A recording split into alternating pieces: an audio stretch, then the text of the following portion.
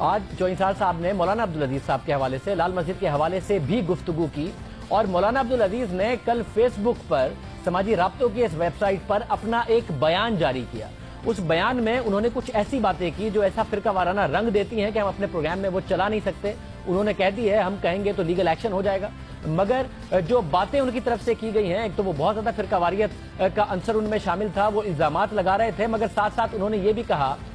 اپنے اس پیغام میں ان کی طرف سے یہ کہا گیا کہ وہ تو اپنی ضمانت کرانا چاہتے ہیں مگر وہ اپنے تمام فیصلے استخارہ کر کے کرتے ہیں, اور استخارے میں آیا ہے کہ وہ ضمانت کرانے نہیں جائیں گے. چوئنسار صاحب سے آج جب اس ویڈیو کے حوالے سے پوچھا گیا تو انہیں اس بات کا بھی علم نہیں تھا, انہوں نے مزید بھی باتیں کی. اور کیا کہہ رہے ہیں مولانا عبدالعزیز صاحب, یہ ذرا سن لیجیے. ایک جھوٹا مقدمہ درج کرا کر اور اس کے بعد اس کو اس نہج پر پہنچا دیا کہ ہم سے کہا جا رہا ہے ہم ضمانت کرائیں, تو ہم ضمانت کے لیے جانا چاہتے ہیں لیکن استخارہ کرتا ہوں میں ہر چیز میں, اور الحمدللہ استانیوں نے بھی استخارہ کیا تو استخارے میں آ رہا ہے فی الحال ناجائز ہے, تو ہم استخارہ کر کے نہیں جا رہے ہیں, تو اس لیے اس مسئلے کو مسئلہ نہ بنایا جائے. چوئنسار صاحب جو بار بار نیشنل ایکشن پلان کی بات کرتے ہیں, انہیں چاہیے تھا کہ وہ اس کے خلاف کوئی ایکشن لیتے, لیکن وہ ایسا کرتے بھی نہیں, اور کیونکہ اس ویڈیو کا جو وجود ہے وہ ان کے علم میں بھی نہیں تھا کہ یہ فرقہ وارانہ بات ہو, کسی قسم کی بھی بات ہو. جب رپورٹر نے کہا انہیں پتہ نہیں تھا, اور ان کی کافی جو جملوں کا تبادلہ بھی رپورٹر سے ہوتا رہا, مگر وہ اس بات کا اصرار کرتے رہے کہ ایسا کوئی بیان مولانا عبدالعزیز صاحب کی طرف سے نہیں آیا ہے. کیا کہتے ہیں چوئنسار صاحب اس کے علاوہ, یہ ذرا سنیے. آج جو ایک 500 کیس 6 کیس کیا ہے, میں کہوں, میں خدا نہ خواستہ میں کسی کو کہوں,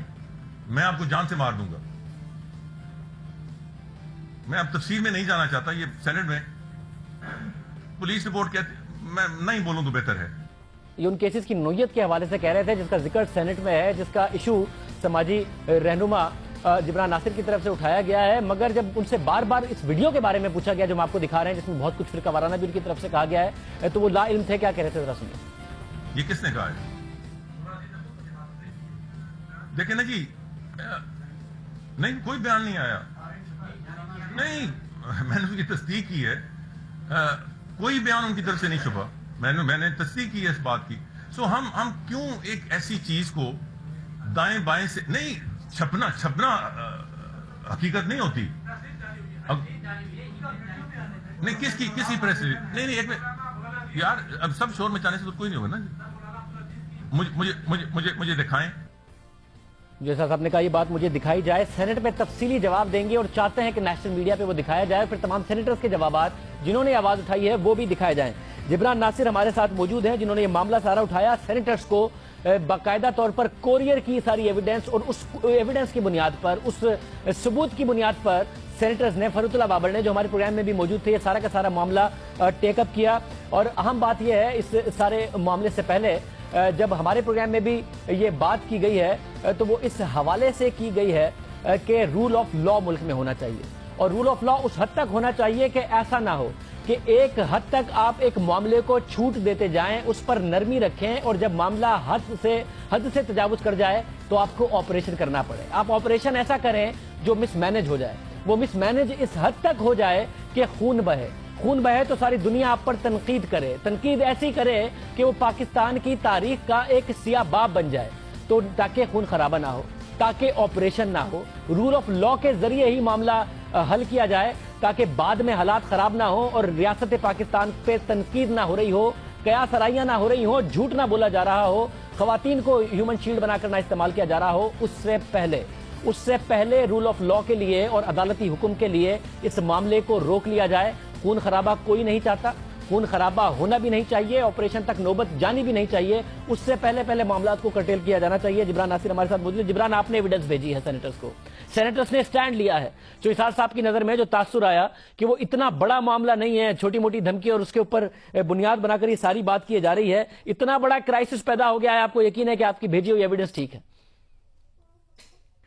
سر دیکھیں, پہلی بات میں نے جو ان کو پروف بھیجے ہیں یہ کورٹس کے ڈاکیومنٹس ہیں. میرے خیال میں نثار صاحب نے اگر کورٹس کے ڈاکیومنٹ کا ایسا مذاق اڑا دیا ہے کہ اگر کورٹ کسی کو ایبسکانڈر کہہ رہا ہے یا کورٹ کہہ رہا ہے کہ کوئی جو اس کے وارنٹ نکل گئے ہیں, تو یہ تو میرے خیال میں کنٹمپٹ آف کورٹ کے زمرے میں آتا ہے. دوسری بات یہ ہے کہ جان سے مارنے کی دھمکی کی وہ بات کرتے ہیں, تو جان سے مارنے کی دھمکی کوئی میرا دوست یار مجھے نہیں دے رہا, ایک ایسا انسان دے رہا ہے جسے طالبان سے روابط تھے, ایک ایسا انسان دے رہا ہے جس نے ایک ملٹری آپریشن کیا پاکستان میں, ایک ایسا انسان دے رہا ہے جس نے رینجرز کے لوگ مارے ہیں, SSG کمانڈوز مارے ہیں, پولیس کے اہلکار جو ہے وہ غازی فورس کے چکر میں شہید ہوئے ہیں, اور اس کے ساتھ ساتھ ایک اس نے ایک FIR جو فرد صاحب بعد میں لے بھی آیا سینٹ کے فلور کے اوپر، اور جو ہم نے میڈیا کے اندر بھی ریلیز کی بعد میں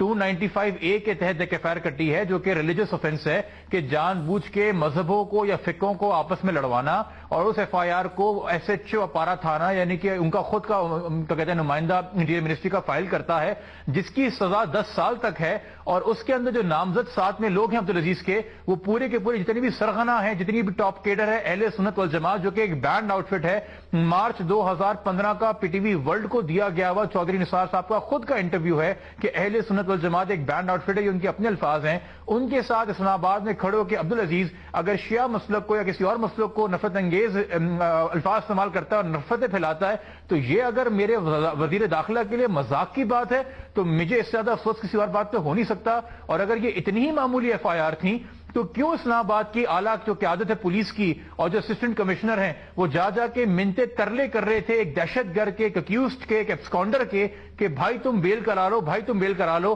کیا ایک آزاد خود مختار پاکستان کی وزارت داخلہ کا مذاق اب اس طرح سے اڑایا جائے گا؟ جس ویڈیو کی میں بات کر رہا ہوں اس میں مولانا عبدالعزیز کہتے ہیں میرے خلاف ایک ایجنڈے کے تحت کام ہو رہا ہے، کچھ ایسی فرقہ وارانہ باتیں کی ہیں جس سے میں کہہ رہا ہوں کہ ہم اسے شو میں چلا نہیں سکتے، ایک ایجنڈے کے تحت میرے خلاف سب کچھ ہو رہا ہے، یہ اشارہ دے رہے ہیں مولانا عبدالعزیز۔